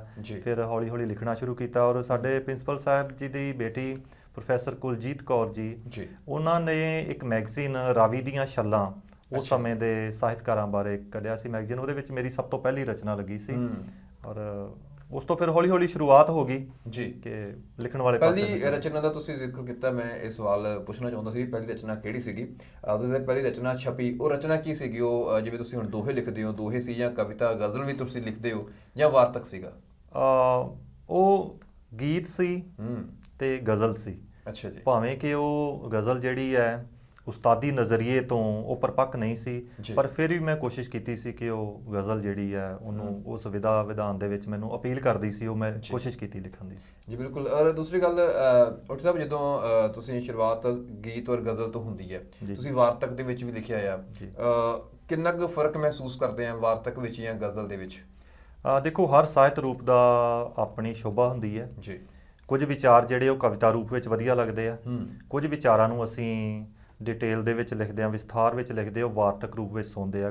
ਦੋਨੋਂ ਹੀ ਸਾਹਿਤ ਰੂਪ ਜਿਹੜੇ ਭਾਵੇਂ ਉਹ ਕਵਿਤਾ ਹੈ ਜਾਂ ਵਾਰਤਕ ਹੈ, ਆਪੋ ਆਪਣੇ ਥਾਂ ਤੇ ਦੋਨਾਂ ਦਾ ਹੀ ਮਹੱਤਵ ਹੈ ਜੀ। ਜੀ ਬਿਲਕੁਲ ਜੀ। ਔਰ ਤੁਸੀਂ ਕੀ ਪਸੰਦ ਕਰਦੇ ਹੋ? ਕਿਉਂਕਿ ਤੁਸੀਂ ਸਾਰੇ ਪਾਸੇ ਲੱਗੇ ਹੋਏ ਹੋ, ਕਿ ਸਾਰੇ ਵਿਸ਼ੇ ਪਸੰਦ ਆ? ਨਹੀਂ, ਵਿਸ਼ੇ ਤਾਂ ਖੈਰ ਸਾਰੇ ਪਸੰਦ ਹੈ, ਪਰ ਮੈਨੂੰ ਜ਼ਿਆਦਾ ਜਿਹੜੀ ਅਪੀਲ ਕਰਦਾ ਵਿਸ਼ਾ ਹੈ ਉਹ ਕਵਿਤਾ ਹੈ। ਕਵਿਤਾ ਹੈ ਜੀ। ਬਹੁਤ ਵਧੀਆ। ਕਵਿਤਾ ਜੇ ਵੇਖਿਆ ਜਾਵੇ, ਮੈਂ ਸਮਝਦਾ ਵੀ ਜੇ ਸਾਹਿਤ ਦੀ ਗੱਲ ਕਰਦੇ ਹਾਂ ਤੇ ਸਾਹਿਤ ਦੇ ਵਿੱਚ ਜੇ ਸਭ ਤੋਂ ਪੁਰਾਣੀ ਔਰ ਸਭ ਤੋਂ ਪਹਿਲੀ ਜਾਂ ਸ਼ੁਰੂਆਤੀ ਵਿਧਾ ਆ, ਉਹ ਮੈਨੂੰ ਲੱਗਦਾ ਵੀ ਸ਼ਾਇਦ ਕਵਿਤਾ ਹੀ ਆ, ਜੋ ਹੁਣ ਤੱਕ ਲਗਾਤਾਰ ਆਪਣਾ ਸਫ਼ਰ ਕਰ ਰਹੀ ਹੈ। ਭਾਵੇਂ ਕਿ ਇਹਦੇ ਵਿੱਚ ਬਾਅਦ ਵਿੱਚ ਬਹੁਤ ਕੁਝ ਇਹਦੇ ਵਿੱਚ ਜਮ੍ਹਾਂ ਹੋਇਆ, ਚਾਹੇ ਉਹ ਨਾਟਕ ਦੇ ਰੂਪ ਦੇ ਵਿੱਚ ਨਾਟਕ ਲਿਖਣੇ ਸ਼ੁਰੂ ਹੋਏ, ਫਿਰ ਸਫ਼ਰਨਾਮਿਆਂ ਦਾ ਰਿਵਾਜ ਪਿਆ, ਤੇ ਪੰਜਾਬੀ ਵਿੱਚ ਕਹਿੰਦੇ ਹੁੰਦੇ ਵੀ ਸਫ਼ਰਨਾਮੇ ਲਿਖਣ ਦੀ ਸ਼ੁਰੂਆਤ ਜਿਹੜੀ ਹੈ ਉਹ ਲਾਲ ਸਿੰਘ ਕਮਲਾ ਅਕਾਲੀ ਨੇ ਕੀਤੀ ਸੀਗੀ। ਨਾਵਲਕਾਰ ਦੇ ਤੌਰ ਤੇ ਗੱਲ ਕਰੀਏ ਤੇ ਨਾਨਕ ਸਿੰਘ ਦਾ ਨਾਮ ਆਉਂਦਾ ਹੈ ਕਿ ਪੰਜਾਬ ਨੂੰ, ਪੰਜਾਬੀ ਮਾਂ ਬੋਲੀ ਨੂੰ ਜਾਂ ਪੰਜਾਬੀ ਸਾਹਿਤ ਨੂੰ ਵਧੀਆ ਤੇ ਬਿਹਤਰੀਨ ਤੇ ਸ਼ੁਰੂਆਤੀ ਦੌਰ ਵਿੱਚ ਜਿਹੜੇ ਨਾਵਲ ਦਿੱਤੇ ਗਏ ਤੇ ਉਹ ਨਾਨਕ ਸਿੰਘ ਵੱਲੋਂ ਦਿੱਤੇ ਗਏ। ਫਿਰ ਵਾਰਤਕ ਦੀ ਗੱਲ ਜਦੋਂ ਤੁਰਦੀ ਹੈ ਤੇ ਗੁਰਬਖਸ਼ ਸਿੰਘ ਪ੍ਰੀਤਲੜੀ ਦਾ ਨਾਮ ਜਿਹੜਾ ਹੈ ਸਾਹਮਣੇ ਆਉਂਦਾ। ਸਭ ਤੋਂ ਵੱਧ ਵਾਰਤਕ ਲਿਖਣ ਵਾਲੇ ਤੇ ਪੰਜਾਬੀ ਵਾਰਤਕ ਨੂੰ ਸਿਖਰ ਤੇ ਲੈ ਕੇ ਜਾਣ ਵਿੱਚ ਜਦੋਂ ਯੋਗਦਾਨ ਵੇਖਦੇ ਆ ਵੀ ਕਿਹਦਾ ਆ, ਤੇ ਇੱਕ ਨੰਬਰ ਤੇ ਨਾਮ ਗੁਰਬਖਸ਼ ਸਿੰਘ ਪ੍ਰੀਤਲੜੀ ਦਾ ਹੁੰਦਾ ਆ। ਸੋ ਪੰਜਾਬੀ ਸਾਹਿਤ ਦੀ ਅਮੀਰੀ ਇਸ ਤਰ੍ਹਾਂ ਵੱਧਦੀ ਗਈ। ਔਰ ਪਰਿਵਾਰ ਦੇ ਵਿੱਚ ਵੀ ਕੋਈ ਪਹਿਲਾਂ ਲਿਖਦਾ ਸੀਗਾ? ਪਰਿਵਾਰਕ ਮਾਹੌਲ ਦਾ ਵੀ ਮੇਰੇ ਲੇਖਣੀ ਦੇ ਵਿੱਚ ਯੋਗਦਾਨ ਹੈ। ਮੇਰੇ ਸਤਿਕਾਰਯੋਗ ਚਾਚਾ ਜੀ ਸਰਦਾਰ ਗੁਰਵਿੰਦਰ ਸਿੰਘ ਕੋਮਲ ਜੀ, ਉਹਨਾਂ ਨੇ ਕੁਝ ਕਿਤਾਬਾਂ ਪੰਜਾਬੀ ਸਾਹਿਤ ਦੀ ਝੋਲੀ ਪਾਈਆਂ ਨੇ। ਘਰ ਦੇ ਮਾਹੌਲ ਦਾ ਵੀ ਅਸਰ ਹੁੰਦਾ ਹੈ ਜੀ, ਤੇ ਉਹ ਮਾਹੌਲ ਜਿਹੜਾ ਹੈ ਉਹ ਵੀ ਮੈਨੂੰ ਇਸ ਪਾਸੇ ਵੱਲ ਲੈ ਕੇ ਆਇਆ ਕਿ ਮੈਨੂੰ ਵੀ ਕੁਝ ਲਿਖਣਾ ਚਾਹੀਦਾ ਹੈ। ਮੈਂ ਉਹਨਾਂ ਦੀਆਂ ਕਵਿਤਾਵਾਂ ਪੜ੍ਹਦਾ ਸੀ, ਔਰ ਜੇ ਜ਼ਿਆਦਾ ਅਸਰ ਮੈਂ ਇਸ ਚੀਜ਼ ਦੇ ਵਿੱਚ ਸਮਝਾਂ ਤਾਂ ਮੈਂ ਬਚਪਨ ਦੇ ਵਿੱਚ ਆਪਣੀ ਦਾਦੀ ਜੀ ਕੋਲੋਂ ਇੱਕ ਛੋਟੀ ਜੀ ਕਵਿਤਾ ਸੁਣੀ ਸੀ, ਜਿਹੜੀ ਕਿ ਉਹਨਾਂ ਨੇ ਆਪ ਹੀ ਤੁਕਬੰਦੀ ਕੀਤੀ ਸੀ। ਮੈਂ ਜ਼ਰੂਰ ਦਰਸ਼ਕਾਂ ਨਾਲ ਸਾਂਝੀ ਕਰਨਾ ਚਾਹਾਂਗਾ ਕਿ ਮੇਰੇ ਦਾਦੀ ਜੀ ਨੇ ਆਪਣੀਆਂ ਨੂੰਹਾਂ ਦੇ ਬਾਰੇ ਕਵਿਤਾ ਰੂਪ ਦੇ ਵਿੱਚ ਦੋ ਚਾਰ ਗੱਲਾਂ ਉਹਨਾਂ ਨੇ ਕੀਤੀਆਂ ਸੀ। ਉਹਦਾ ਮੇਰੇ ਤੇ ਬਚਪਨ ਦੇ ਵਿੱਚ ਉਹਦਾ ਅਸਰ ਸੀ, ਸ਼ਾਇਦ ਉਹ ਕਵਿਤਾ ਰੂਪ ਵਿੱਚ ਬਾਅਦ ਵਿੱਚ ਮੇਰੇ ਤੇ ਉਹਦਾ ਅਸਰ ਹੋਇਆ ਜੀ। ਉਹਨਾਂ ਨੇ ਲਿਖਿਆ ਸੀ ਕਿ ਸੁੱਖਾਂ ਸੁੱਖ ਸੁੱਖ ਕੇ ਸੁਖਬੀਰ ਮੰਗੀ, ਵਾਹ, ਹਰ ਹਰ ਕਰਦਿਆਂ ਹਰ ਭਾਲ ਮੰਗੀ, ਪਰਮੇਸ਼ਰ ਜਪਦਿਆਂ ਪਰਮਜੀਤ ਮੰਗੀ, ਸਿਮਰਨ ਕਰਦਿਆਂ ਸਿਮਰਨ ਜੀਤ ਮੰਗੀ। ਵਾਹ। ਮੇਰੇ ਮਾਤਾ ਜੀ ਸਵਰਗਵਾਸੀ ਸੁਖਬੀਰ ਕੌਰ ਜੀ, ਉਹਨਾਂ ਦਾ ਪਹਿਲਾਂ ਉਹਨਾਂ ਨੇ ਜ਼ਿਕਰ ਕੀਤਾ, ਉਸ ਤੋਂ ਬਾਅਦ ਬਾਕੀ ਜਿਹੜੇ ਮੇਰੇ ਤਿੰਨ ਚਾਚੀਆਂ ਨੇ ਉਹਨਾਂ ਦਾ ਜ਼ਿਕਰ ਇਸ ਕਵਿਤਾ ਰੂਪ ਵਿੱਚ ਕੀਤਾ ਸੀ। ਵਾਹ ਵਾਹ ਵਾਹ, ਕੀ ਬਾਤ ਹੈ ਜੀ, ਬਹੁਤ ਖੂਬ। ਸੋ ਚਿੰਨ੍ਹ ਜਿਹੜੀ ਹੈ ਕਿਤੇ ਨਾ ਕਿਤੇ ਉਹ ਬਚਪਨ ਦੇ ਵਿੱਚੋਂ ਜਿਹੜੀ ਪ੍ਰੇਰਨਾ ਵਾ ਉਹ ਆਪ ਜੀ ਨੂੰ ਮਿਲ ਚੁੱਕੀ ਸੀ ਜੀ ਜੀ। ਇਸ ਤੋਂ ਅੱਗੇ ਮੈਂ ਇਹ ਜ਼ਰੂਰ ਜਾਣਨਾ ਚਾਹਾਂਗਾ ਕਿ ਵਿਆਹ ਤੋਂ ਪਹਿਲਾਂ ਪਰਿਵਾਰਕ ਰਿਸਪੌਂਸ ਦੀ ਤੁਸੀਂ ਗੱਲ ਕੀਤੀ ਵੀ ਵਧੀਆ ਰਿਹਾ, ਵਿਆਹ ਤੋਂ ਬਾਅਦ ਜ਼ਿੰਦਗੀ ਬੜੀ ਰੁਝੇਵਿਆਂ ਭਰਪੂਰ ਹੋ ਜਾਂਦੀ ਹੈ। ਗਾਂ ਬੱਚਿਆਂ ਦਾ ਪਰਵਰਿਸ਼ ਕਰਨੀ, ਉਹਨਾਂ ਦਾ ਪਾਲਣ ਪੋਸ਼ਣ ਕਰਨਾ, ਘਰ-ਬਾਰ ਦੀਆਂ ਜ਼ਿੰਮੇਵਾਰੀਆਂ ਵੱਧ ਜਾਂਦੀਆਂ ਨੇ। ਉੱਥੇ ਆ ਕੇ ਫਿਰ ਤੁਸੀਂ ਆਪਣਾ ਸਫ਼ਰ ਕਿਵੇਂ ਇਹਨੂੰ ਜਿਹੜਾ ਕੰਟੀਨਿਊ ਕੀਤਾ? ਬਿਲਕੁਲ, ਜਦੋਂ ਗ੍ਰਸਤੀ ਪੈਂਦੀ ਹੈ, ਜ਼ਿੰਮੇਵਾਰੀਆਂ ਵੱਧਦੀਆਂ ਨੇ ਜੀ, ਰਿਸ਼ਤੇਦਾਰੀਆਂ, ਸਮਾਜਿਕ ਤੌਰ ਤੇ ਪਰਿਵਾਰਕ ਜ਼ਿੰਮੇਵਾਰੀਆਂ, ਬੱਚਿਆਂ ਸੰਬੰਧੀ ਜ਼ਿੰਮੇਵਾਰੀਆਂ, ਈਵਨ ਇੱਥੋਂ ਤੱਕ ਕਿ ਨੌਕਰੀ ਦੀਆਂ ਵੀ ਜ਼ਿੰਮੇਵਾਰੀਆਂ, ਇਹਨਾਂ ਸਾਰਿਆਂ ਦੇ ਵਿੱਚ ਇੱਕ ਬੜਾ ਬੈਲੈਂਸ ਬਣਾਉਣਾ ਪੈਂਦਾ ਹੈ। ਉਸ ਤੋਂ ਬਾਅਦ ਜਦੋਂ ਕਿਤੇ ਸਮਾਂ ਮਿਲਦਾ ਹੈ, ਉਸ ਸਮੇਂ ਫਿਰ ਕਵਿਤਾ ਵੀ ਜ਼ਰੂਰ ਉਤਰਦੀ ਹੈ, ਕਿਉਂਕਿ ਕਵਿਤਾ ਲਿਖਣ ਵਾਸਤੇ ਥੋੜਾ ਵਿਹਲਾ ਸਮਾਂ ਵੀ ਚਾਹੀਦਾ ਹੈ। ਬਿਲਕੁਲ, ਕਿਉਂਕਿ ਜਦੋਂ ਤੁਸੀਂ ਜ਼ਿਆਦਾ ਰੁਝੇਵੇਂ ਵਿੱਚ ਹੋਵੋਗੇ ਤੇ ਕਵਿਤਾ ਉਤਰਨੀ ਔਖੀ ਹੈ। ਇਸ ਵਾਸਤੇ ਜਦੋਂ ਕਿਤੇ ਫੁਰਸਤ ਮਿਲਦੀ ਹੈ, ਕੁਝ ਨਾ ਕੁਝ ਜ਼ਰੂਰ ਕਵਿਤਾ ਰੂਪ ਦੇ ਵਿੱਚ ਉਹ ਉਤਰਦਾ ਹੈ, ਉਹਨੂੰ ਫਿਰ ਲਿਖਿਆ ਜਾਂਦਾ ਹੈ ਜੀ। ਬਿਲਕੁਲ, ਮੈਂ ਮਹਿਸੂਸ ਕਰ ਰਿਹਾ ਸੀ ਕਿ ਵੀ ਵਾਕਈ ਮੈਂ ਵੀ ਕਈ ਵਾਰੀ ਸੋਚਦਾ ਹੁੰਦਾ ਵੀ ਲਿਖਣ ਬੈਠੇ ਹੋ, ਜੇ ਤੁਹਾਡੇ ਕੋਲ ਸਮਾਂ ਨਹੀਂ ਹੈਗਾ ਤਾਂ ਤੁਸੀਂ ਨਹੀਂ ਲਿਖ ਸਕਦੇ। ਹਾਂ, ਤੁਕਬੰਦੀ ਕਰਨੀ ਹੋਵੇ, ਉਹ ਤੁਸੀਂ ਤੁਰਦੇ ਫਿਰਦੇ ਸਵੇਰੇ ਤੜਕਸਾਰ ਉੱਠਦੇ ਹੋਏ ਜਾਂ ਰਾਤੀ ਕਿਤੇ ਅਚਨਚੇਤ ਤੇ ਜਾਗ ਖੁੱਲ ਜੇ ਤੇ ਉਦੋਂ ਵੀ ਤੁਕਬੰਦੀ ਕੋਈ ਨਾ ਕੋਈ ਦਿਮਾਗ ਵਿੱਚ ਆ ਜਾਂਦੀ ਹੈ। ਪਰ ਜੇ ਵਾਕਈ ਕੁਝ ਤੁਸੀਂ ਸਾਹਿਤ ਨੂੰ ਲਿਖਣਾ ਹੈ ਜਾਂ ਸਾਹਿਤ ਦੇ ਰੂਪ ਵਿੱਚ ਕਿਸੇ ਨੂੰ ਦੇਣਾ ਹੈ ਜਾਂ ਪੰਜਾਬੀ ਸਾਹਿਤ ਜਗਤ ਨੂੰ, ਉੱਥੇ ਫਿਰ ਤੁਹਾਨੂੰ ਇੱਕ ਵੇਲ ਚਾਹੀਦੀ ਹੈ, ਉੱਥੇ ਅੱਖਰਾਂ ਦੀ ਜਿਹੜੀ ਹੈ ਕਾਂਟ ਛਾਂਟ ਵੀ ਚਾਹੀਦੀ ਹੈ। ਪੂਰੀ ਮਿਹਨਤ ਦੇ ਨਾਲ ਜਿਹੜੀ ਤੁਸੀਂ ਆਪਣੀ ਲਿਖਤ ਨੂੰ ਲਿਖ ਕੇ ਲੈ ਕੇ ਆਉਂਦੇ ਹੋ ਤਾਂ ਫਿਰ ਉਹ ਸਫਲ ਵੀ ਮੰਨੀ ਜਾਂਦੀ ਹੈ। ਮੈਂ ਸੋਹਣ ਸਿੰਘ ਸੀਤਲ ਹੁਣਾਂ ਦੀ ਜੀਵਨੀ ਪੜ੍ਹ ਰਿਹਾ ਸੀ, ਉਹ ਕਹਿੰਦੇ ਆਪਣੇ ਕੁਝ ਨਾਵਲ ਇਦਾਂ ਦੇ ਸੀਗੇ ਉਹ ਛਾਪਣ ਤੋਂ ਬਾਅਦ ਸਾੜ ਦਿੱਤੇ, ਰਿਜੈਕਟ ਕਰ ਦਿੱਤੇ ਕਿ ਮੈਨੂੰ ਉਹ ਪੜ੍ਹ ਕੇ ਮਜ਼ਾ ਨਹੀਂ ਆਇਆ। ਤੇ ਮੈਨੂੰ ਲੱਗਾ ਵੀ ਜਿਸ ਕਹਿੰਦੇ ਵੀ ਜਿਹੜਾ ਬੱਚਾ ਆਪਣੇ ਮਾਂ-ਬਾਪ ਨੂੰ ਪਸੰਦ ਨਾ ਹੋਵੇ ਤੇ ਦੂਜੇ ਉਹਨੂੰ ਸਮਾਜ ਵਿੱਚ ਕਿੱਦਾਂ ਉਹਨੂੰ ਜਿਹੜੀ ਤਰਜੀਹ ਦਿੱਤੀ ਜਾ ਸਕਦੀ ਹੈ, ਕਿਵੇਂ ਉਹਨੂੰ ਪਸੰਦ ਕੀਤਾ ਜਾ ਸਕਦਾ ਹੈ। ਉਹ ਆਪਣੇ ਕੁਝ ਨਾਵਲਾਂ ਬਾਰੇ ਦਿੰਦੇ ਆ ਵੇਰਵਾ ਕਿ ਮੈਂ ਬਾਅਦ ਵਿੱਚ ਸਾਰੇ ਇੱਧਰ ਰੱਦ ਕੀਤੇ ਤੇ ਨਵੇਂ ਸਿਰਿਓਂ ਇਹਨੂੰ ਮੁੜ ਪੜ੍ਹ ਕੇ ਤੇ ਮੇਰੀ ਕਹਿੰਦੇ ਕੋਸ਼ਿਸ਼ ਹੁੰਦੀ ਵੀ ਇੱਕ ਵੀ ਅੱਖਰ ਜਿਹੜਾ ਨਾ ਉਹ ਵਾਧੂ ਹੋਣਾ ਵਿੱਚ ਸ਼ਾਮਲ ਹੋਇਆ ਹੋਵੇ। ਇਹ ਮੇਰੀ ਨਾਵਲ ਦੀ ਖਾਸ ਕੋਸ਼ਿਸ਼ ਹੁੰਦੀ ਸੀ। ਵਾਕਈ ਅਸੀਂ ਉਹਨਾਂ ਦੀਆਂ ਲਿਖਤਾਂ ਪੜ੍ਹਦੇ ਹਾਂ ਤੇ ਅਸ਼ ਕਰ ਉੱਠਦਾ ਹੈ ਮਨ, ਸ਼ਬਦ ਨਾਲ ਸਰਸ਼ਾਰ ਹੋ ਜਾਂਦੇ ਸੀ ਤੇ ਬੜਾ ਆਨੰਦ ਮਹਿਸੂਸ ਕਰਦੇ ਹਾਂ। ਸੋ ਕਵਿਤਾ ਦੀ ਗੱਲ ਤੋਰੀ, ਕੁਝ ਕਿਤਾਬਾਂ ਦੇ ਵਿੱਚ ਤੁਹਾਡੀ ਲਿਖਤਾਂ ਸ਼ਾਮਲ ਹੋਈਆਂ, ਉਹ ਸਬੱਬ ਕਿਵੇਂ ਬਣਦਾ ਰਿਹਾ? ਸਮੇਂ-ਸਮੇਂ ਤੇ ਜਦੋਂ ਸਾਹਿਤਕ ਹਲਕਿਆਂ ਵਿੱਚ ਵਿਚਰਦਿਆਂ ਕੁਝ ਇੱਕ ਲੇਖਕਾਂ ਦੇ ਨਾਲ ਸੰਬੰਧ ਜੁੜੇ ਜੀ, ਕੁਝ ਸਾਂਝੇ ਕਾਵਿ ਸੰਗ੍ਰਹਿ ਆਏ, ਉਹਨਾਂ ਕਾਵਿ ਸੰਗ੍ਰਹਿਾਂ ਦੇ ਵਿੱਚ ਜੀ ਕਿਤੇ ਮੇਰੀ ਵੀ ਕਵਿਤਾ ਨੂੰ ਸਥਾਨ ਮਿਲਦਾ ਰਿਹਾ। ਬਹੁਤ ਵਧੀਆ। ਔਰ ਹੁਣ ਤੱਕ ਲਗਭਗ ਕੋਈ 15 ਕੁ ਸਾਂਝੇ ਕਾਵਿ ਸੰਗ੍ਰਹਿਾਂ ਦੇ ਵਿੱਚ ਮੇਰੀਆਂ ਕਵਿਤਾਵਾਂ ਜਿਹੜੀਆਂ ਉਹਨਾਂ ਨੂੰ ਜਗ੍ਹਾ ਮਿਲੀ ਹੈ ਜੀ। ਇਸ ਤੋਂ ਇਲਾਵਾ ਕੁਝ ਇੱਕ ਵਾਰਤਕ ਵੀ ਮੈਂ ਲਿਖੀ ਸੀ, ਕੁਝ ਆਰਟੀਕਲ ਲਿਖੇ ਸੀ, ਉਹ ਵੀ ਕੁਝ ਕਿਤਾਬਾਂ ਦੇ ਵਿੱਚ ਮੈਨੂੰ ਮੌਕਾ ਮਿਲਿਆ ਕਿ ਉਹ ਜਿਹੜੇ ਆਰਟੀਕਲ ਹੈ ਉਹਨਾਂ ਵਿੱਚ ਲੱਗੇ ਹੋਇਆ ਸੀ। ਹੁਣ ਤੁਹਾਡੀਆਂ ਕੁਝ ਰਚਨਾਵਾਂ ਦੀ ਗੱਲ ਕਰਦੇ ਆ, ਉਹ ਵੱਖ-ਵੱਖ ਪੰਜਾਬੀ ਅਖਬਾਰਾਂ ਵਿੱਚ ਵੀ ਛਪ ਰਹੀਆਂ ਨੇ, ਹੁਣ ਵੀ ਛਪ ਰਹੀਆਂ ਨੇ, ਪਹਿਲਾਂ ਵੀ ਛਪ ਚੁੱਕੀਆਂ। ਯਾਦ ਹੋਵੇ ਵੀ ਪਹਿਲੀ ਰਚਨਾ ਅਖਬਾਰ ਵਿੱਚ ਕਦੋਂ ਛਪੀ ਸੀ ਤੇ ਕਿਹੜੀ ਛਪੀ ਸੀ? ਮੇਰੇ ਖਿਆਲ ਦੇ ਨਾਲ ਸਭ ਤੋਂ ਪਹਿਲਾਂ ਕੁਝ ਇੱਕ ਜਿਹੜੇ ਹਫ਼ਤਾਵਾਰੀ ਅਖਬਾਰਾਂ ਸਨ, ਉਹਨਾਂ ਦੇ ਵਿੱਚ ਹਮਦਰਦ ਸੀ ਅਖਬਾਰ। ਅੱਛਾ ਜੀ। ਹਾਂਜੀ, ਕੌਮਾਂਤਰੀ ਪਰਦੇਸੀ ਸੀ, ਉਹਨਾਂ ਦੇ ਵਿੱਚ ਦਲੇਰ ਖਾਲਸਾ ਸੀ ਅੰਮ੍ਰਿਤਸਰ ਤੋਂ, ਬੜੀ ਪੁਰਾਣੀ ਅਖਬਾਰ ਸੀ, ਉਹਦੇ ਵਿੱਚ ਲੱਗਦੀਆਂ ਹੋਈਆਂ ਸੀ। ਵਤਨ ਦੀ ਮਿੱਟੀ ਸੀ ਇੱਕ ਅਖਬਾਰ ਉਹਦੇ ਵਿੱਚ। ਉਸ ਤੋਂ ਬਾਅਦ ਹੌਲੀ-ਹੌਲੀ ਜਿਹੜੇ ਸਿਰਕੱਢ ਅਖਬਾਰ ਹੈ, ਅਜੀਤ ਹੈ, ਪੰਜਾਬੀ ਜਾਗਰਣ ਹੈ, ਪੰਜਾਬੀ ਟ੍ਰਿਬਿਊਨ ਹੈ, ਇਹਨਾਂ ਦੇ ਵਿੱਚ ਵੀ ਮੇਰੇ ਕੁਝ ਆਰਟੀਕਲ ਜਿਹੜੇ ਪ੍ਰਕਾਸ਼ਿਤ ਹੁੰਦੇ ਰਹੇ। ਬਿਲਕੁਲ। ਕਿੱਦਾਂ ਦਾ ਰਿਸਪੌਂਸ, ਪਾਠਕਾਂ ਦਾ ਰਿਸਪੌਂਸ ਕੀ ਰਿਹਾ? ਜਾਂ ਉਹ ਤੁਹਾਡੇ ਵਾਰਤਕ ਨੂੰ ਸਲਾਹਿਆ ਗਿਆ ਜਾਂ ਕਵਿਤਾ ਨੂੰ ਸਲਾਹਿਆ ਗਿਆ, ਜਾਂ ਤੁਹਾਨੂੰ ਦੋਨਾਂ ਵਿੱਚੋਂ ਜ਼ਿਆਦਾ ਮਜ਼ਾ ਕਿਹਦੇ ਵਿੱਚ ਆਉਂਦਾ ਰਿਹਾ ਲਿਖਣ ਦੇ ਵਿੱਚ? ਦੋਨੋਂ, ਜਿਵੇਂ ਮੈਂ ਪਹਿਲਾਂ ਦੱਸਿਆ ਕਿ ਦੋਹੇ ਸਾਹਿਤ ਰੂਪ ਜਿਹੜੇ ਕਵਿਤਾ ਤੇ ਵਾਰਤਕ, ਉਹਨਾਂ ਦੀ ਆਪੋ ਆਪਣੀ ਥਾਂ ਹੈਗੀ ਹੈ। ਜਿਵੇਂ ਦਾ ਕਿਸੇ ਪਾਠਕ ਨੂੰ ਅਪੀਲ ਕਰਦਾ ਸੀ, ਉਹਨੂੰ ਵਧੀਆ ਲੱਗਦਾ ਸੀ ਕਿ ਹਾਂ ਇਸ ਵਿਸ਼ੇ ਦੇ ਉੱਪਰ ਬਹੁਤ ਵਧੀਆ ਲਿਖਿਆ ਗਿਆ ਹੈ। ਕਾਫੀ ਸਾਰੇ ਫੋਨ ਵੀ ਆਉਂਦੇ ਸੀ। ਪੁਰਾਣੇ ਸਮੇਂ ਦੇ ਵਿੱਚ ਜਦੋਂ ਫੋਨ ਦਾ ਇੰਨਾ ਕੋਈ ਪ੍ਰਚਲਨ ਨਹੀਂ ਸੀ ਹੈਗਾ, ਚਿੱਠੀਆਂ ਵੀ ਆਉਂਦੀਆਂ ਸੀ। ਬੜਾ ਵਧੀਆ ਲੱਗਦਾ ਸੀ ਕਿ ਹਾਂ ਅਸੀਂ ਕੋਈ ਨੇਕ ਕਾਰਜ ਕਰ ਰਹੇ ਹਾਂ, ਸਾਡੇ ਲਿਖੇ ਹੋਏ ਨੂੰ ਸਲਾਹਿਆ ਜਾ ਰਿਹਾ ਹੈ, ਔਰ ਸਾਨੂੰ ਇੱਕ ਤਰ੍ਹਾਂ ਦੀ ਉਤਸ਼ਾਹ ਮਿਲਦਾ ਹੈ, એનર્ਜੀ ਮਿਲਦੀ ਹੈ, ਊਰਜਾ ਮਿਲਦੀ ਹੈ ਕਿ ਹਾਂ ਸਾਨੂੰ ਲਿਖਣਾ ਚਾਹੀਦਾ ਜੀ। ਬਿਲਕੁਲ, ਬਹੁਤ ਵਧੀਆ। ਸੋ ਜਿੱਥੇ ਤੁਸੀਂ ਦੱਸਿਆ 15 ਤੋਂ ਜ਼ਿਆਦਾ ਸਾਂਝੇ ਕਾਵਿ ਸੰਗ੍ਰਹਿਾਂ ਦੇ ਵਿੱਚ ਤੁਹਾਡੀਆਂ ਰਚਨਾਵਾਂ ਛਪੀਆਂ, ਉਸ ਤੋਂ ਇਲਾਵਾ ਕੁਝ ਵਾਰਤਕ ਸੰਗ੍ਰਹਿਾਂ ਵਿੱਚ ਤੁਹਾਡੀਆਂ ਰਚਨਾਵਾਂ ਛਪੀਆਂ, ਫਿਰ ਵੱਖ-ਵੱਖ ਅਖਬਾਰਾਂ ਔਰ ਮੈਗਜ਼ੀਨਸ ਦੇ ਵਿੱਚ ਤੁਹਾਡੀ ਰਚਨਾਵਾਂ ਛਪਦੀ ਰਹੀਆਂ। ਫਿਰ ਜਦੋਂ ਇੰਨਾ ਕੁਝ ਛਪ ਰਿਹਾ ਸੀਗਾ ਤੇ ਫਿਰ ਮੌਲਿਕ ਕਿਤਾਬ ਜਿਹੜੀ ਹੈ ਉਹ ਛਾਪਣ ਦਾ ਫੁਰਨਾ ਕਿਵੇਂ ਫੁਰਿਆ? ਤੇ ਉਹ ਮੌਲਿਕ ਕਿਤਾਬ ਦਾ ਵਿਸ਼ਾ ਉਹ ਦੋਹੇ ਚੁਣਿਆ ਗਿਆ, ਉਹ ਕਿਉਂ ਚੁਣਿਆ ਗਿਆ? ਅਸਲ ਵਿੱਚ ਹਰ ਲਿਖਣ ਵਾਲੇ ਦੀ ਇਹ ਇੱਛਾ ਹੁੰਦੀ ਹੈ ਕਿ ਮੈਂ ਆਪਣਾ ਇੱਕ ਮੌਲਿਕ ਕਿਤਾਬ ਮੇਰੀ ਜਿਹੜੀ ਹੈ ਉਹ ਵੀ ਪਾਠਕਾਂ ਦੇ ਹੱਥਾਂ ਵਿੱਚ ਹੋਣੀ ਚਾਹੀਦੀ ਹੈ। ਸੁਭਾਵਿਕ ਸੀ ਕਿ ਮੇਰੇ ਮਨ ਵਿੱਚ ਵੀ ਆਉਂਦਾ ਸੀ ਜਦੋਂ ਦੂਜਿਆਂ ਲੇਖਕਾਂ ਦੀਆਂ ਕਿਤਾਬਾਂ ਹੱਥ ਵਿੱਚ ਹੁੰਦੀਆਂ ਤਾਂ ਮਨ ਦੇ ਵਿੱਚ ਇਹ ਇੱਛਾ ਜਾਗਦੀ ਕਿ ਕਦੇ ਇਹ ਸਮਾਂ ਵੀ ਆਏਗਾ ਕਿ ਸਾਡੀ ਕਿਤਾਬ ਵੀ ਕਿਸੇ ਦੇ ਹੱਥਾਂ ਵਿੱਚ ਹੋਏਗੀ। ਇਸ ਇੱਛਾ ਨੂੰ ਲੈ ਕੇ ਮੈਂ, ਜਦੋਂ ਕਰੋਨਾ ਟਾਈਮ ਸੀ ਜੀ, ਕੁਝ ਸਮਾਂ ਸੀ, ਮਾਨਸਿਕ ਤੌਰ ਤੇ ਅਸੀਂ ਫ੍ਰੀ ਸੀ ਕਹਿ ਲਓ ਜੀ, ਤੇ ਉਸ ਸਮੇਂ ਦੇ ਵਿੱਚ ਮੈਂ ਕਾਫੀ ਦੋਹੇ ਜਿਹੜੇ ਆ ਉਹ ਲਿਖੇ। ਕੁਝ ਦੋਹਿਆਂ ਦੀਆਂ ਕਿਤਾਬਾਂ ਮੈਂ ਪੜ੍ਹੀਆਂ। ਉਹਨਾਂ ਕਿਤਾਬਾਂ ਨੂੰ ਪੜ੍ਹ ਕੇ ਮੇਰੇ ਮਨ ਦੇ ਵਿੱਚ ਇੱਛਾ ਜਾਗੀ ਕਿ ਇਸ ਤਰ੍ਹਾਂ ਦੀ ਕਵਿਤਾ ਰੂਪ, ਸਾਹਿਤ ਰੂਪ ਮੈਂ ਵੀ ਲਿਖ ਸਕਦਾ ਜੀ। ਕੋਸ਼ਿਸ਼ ਕੀਤੀ ਲਿਖਣ ਦੀ। ਉਸਤਾਦ ਸ਼ਾਇਰ ਸਰਬਜੀਤ ਸਿੰਘ ਸੰਧੂ ਜੀ ਨਾਲ ਮੈਂ ਉਹਦੇ ਬਾਰੇ ਚਰਚਾ ਕੀਤੀ ਕਿ ਮੈਂ ਕੁਝ ਦੋਹੇ ਲਿਖੇ ਨੇ, ਤੁਸੀਂ ਤਕਨੀਕੀ ਪੱਖ ਇਹਨਾਂ ਦਾ ਦੇਖੋ ਕਿ ਕਿਵੇਂ ਇਹ ਠੀਕ ਨੇ। ਉਹਨਾਂ ਨੇ ਮੈਨੂੰ ਐਪਰੀਸ਼ੀਏਟ ਕੀਤਾ, ਉਹਨਾਂ ਨੇ ਮੈਨੂੰ ਸ਼ਾਬਾਸ਼ੀ ਦਿੱਤੀ, ਹੱਲਾਸ਼ੇਰੀ ਦਿੱਤੀ। ਇਸ ਤੋਂ ਇਲਾਵਾ ਪੰਜਾਬੀ ਸਾਹਿਤ ਸੰਗਮ ਦਾ ਇੱਕ WhatsApp ਗਰੁੱਪ ਹੁੰਦਾ ਸੀ, ਰਾਬਤਾ ਮੁਕਾਲਮਾ। ਉਹਦੇ ਵਿੱਚ ਹਰ ਸਾਹਿਤਕਾਰ ਜਿਹੜੇ ਵੀ ਉਹਨਾਂ ਦੇ ਮੈਂਬਰ ਸਨ ਪੰਜਾਬੀ ਸਾਹਿਤ ਸੰਗਮ ਅੰਮ੍ਰਿਤਸਰ ਦੇ, ਉਹ ਆਪਣੀਆਂ ਰਚਨਾਵਾਂ ਉਹਨਾਂ ਦੇ ਵਿੱਚ ਪਾਉਂਦੇ ਸੀ। ਫਿਰ ਜਿਹੜੇ ਉਸਤਾਦੀ ਨਿਗਾਹ ਤੋਂ, ਨੁਕਤਾ ਨਿਗਾਹ ਤੋਂ ਸਰਬਜੀਤ ਸਿੰਘ ਸੰਧੂ ਜੀ ਉਹਨਾਂ ਨੂੰ ਵਾਚਦੇ ਸੀ, ਕਮੀਆਂ ਦੱਸਦੇ ਸੀ, ਜਿਹੜੀ ਵਧੀਆ ਚੀਜ਼ ਹੁੰਦੀ ਸੀ ਉਹਨੂੰ ਵਧੀਆ ਹੱਲਾਸ਼ੇਰੀ ਵੀ ਦਿੰਦੇ ਸੀ। ਉਹਦੇ ਵਿੱਚ ਜਦੋਂ ਮੈਂ ਦੋਹੇ ਆਪਣੇ ਕੁਝ ਪਾਏ ਤੇ ਉਹਨਾਂ ਨੇ ਬਾਕੀਆਂ ਨੇ ਵੀ ਜਿਹੜੇ ਸਾਹਿਤਕਾਰ ਸੀ ਉਹਨਾਂ ਨੇ ਮੈਨੂੰ ਹੱਲਾਸ਼ੇਰੀ ਦਿੱਤੀ ਕਿ ਹਾਂ ਸਤਿੰਦਰ ਤੂੰ ਲਿਖ ਸਕਦਾ ਜੀ। ਮੇਰੇ ਮਨ ਦੇ ਵਿੱਚ ਇੱਛਾ ਜਾਗੀ ਕਿ ਮੈਂ ਹੋਰ ਲਿਖਾਂ। ਸਮਾਂ ਸੀ ਕਰੋਨਾ ਟਾਈਮ ਦਾ, ਤੇ ਉਸ ਸਮੇਂ ਦੇ ਵਿੱਚ ਫਿਰ ਮੈਂ ਹੌਲੀ ਹੌਲੀ ਲਿਖਦਿਆਂ 400 ਤੋਂ ਉੱਪਰ ਦੋਹੇ ਲਿਖੇ। ਮਨ ਵਿੱਚ ਇੱਛਾ ਜਾਗੀ ਕਿ ਕਿਉਂ ਨਾ ਇਹਨਾਂ ਨੂੰ ਕਿਤਾਬੀ ਰੂਪ ਦਿੱਤਾ ਜਾਵੇ ਜੀ। ਫਿਰ ਹੌਲੀ ਹੌਲੀ ਵੱਖ-ਵੱਖ ਮਰਹਲਿਆਂ ਵਿੱਚੋਂ ਲੰਘਦੇ ਹੋਏ ਦੋਹੇ ਫਿਰ ਇੱਕ ਕਿਤਾਬੀ ਰੂਪ ਦੇ ਵਿੱਚ ਸਾਹਮਣੇ ਆਏ, ਤੇ ਉਹ ਮੇਰੀ ਕਿਤਾਬ ਦੀਵੇ ਸੁੱਚੀ ਸੋਚ ਦੇ ਪਾਠਕਾਂ ਦੇ ਹੱਥਾਂ ਵਿੱਚ ਸੀ। ਕਿਤਾਬ ਦਾ ਟਾਈਟਲ ਦਾ ਖਿਆਲ ਕਿਵੇਂ ਮਨ ਦੇ ਵਿੱਚ ਆਇਆ? ਅਸਲ ਵਿੱਚ ਇਹ ਜਿਹੜੇ ਦੋਹੇ ਆ, ਇਹ ਜੇ ਦੇਖੀਏ ਤਾਂ ਇਹਨਾਂ ਦੇ ਵਿੱਚ ਕੋਈ ਨਾ ਕੋਈ ਸਿੱਖਿਆ ਜ਼ਰੂਰ ਹੁੰਦੀ ਹੈ ਜੀ।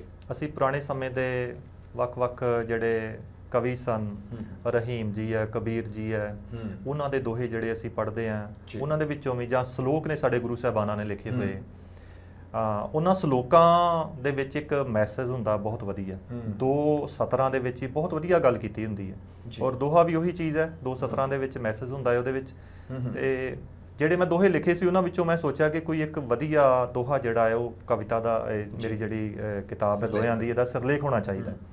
ਉਹਨਾਂ ਵਿੱਚੋਂ ਸਭ ਤੋਂ ਵਧੀਆ ਮੈਨੂੰ ਦੋਹਾ ਇਹੀ ਅਪੀਲ ਕੀਤਾ ਸੀ ਕਿ ਦੀਵੇ ਸੁੱਚੀ ਸੋਚ ਦੇ ਮਸਤਕ ਵਿੱਚ ਤੂੰ ਬਾਲ, ਵਿਰਸਾ ਕਦਰਾਂ ਕੀਮਤਾਂ ਸਾਹਾਂ ਵਾਂਗ ਸੰਭਾਲ। ਕਿ ਇਹਦੇ ਵਿੱਚ ਇੰਨੀਆਂ ਸੱਚਾਈਆਂ ਨੇ, ਅਟਲ ਸੱਚਾਈਆਂ ਨੇ, ਇਹਦੇ ਵਿੱਚੋਂ ਸਿੱਖਿਆ ਮਿਲਦੀ ਹੈ। ਤੇ ਕਿਉਂ ਨਾ ਇਹ ਜਿਹੜਾ ਦੋਹਾ ਹੈ, ਇਹਦੀ ਜਿਹੜੀ ਪਹਿਲੀ ਤੁਕਾਂਤ ਹੈ ਇਹਦਾ, ਉਹ ਦੀਵੇ ਸੁੱਚੀ ਸੋਚ ਦੇ, ਉਸ ਨੂੰ ਮੈਂ ਫਿਰ ਵਿਸ਼ਾ ਬਣਾਇਆ ਜੀ। ਬਿਲਕੁਲ, ਤੁਸੀਂ ਦੱਸਿਆ ਵੀ 400 ਤੋਂ ਜ਼ਿਆਦਾ ਦੋਹੇ ਇਸ ਕਿਤਾਬ ਦੇ ਵਿੱਚ ਹੈਗੇ ਆ ਜੀ।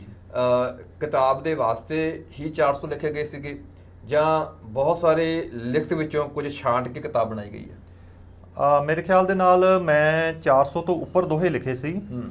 ਉਹਨਾਂ ਵਿੱਚੋਂ 410 ਜਿਹੜੇ ਇਸ ਪੁਸਤਕ ਦਾ ਸ਼ਿੰਗਾਰ ਬਣੇ ਆ, ਜਿਹੜੇ ਕਿ ਤਕਨੀਕੀ ਨੁਕਤਾ ਨਿਗਾਹ ਤੋਂ ਦੋਹਾ ਸਿਨਫ ਦੀਆਂ ਸਾਰੀਆਂ ਸ਼ਰਤਾਂ ਪੂਰੀਆਂ ਕਰਦੇ ਸੀ।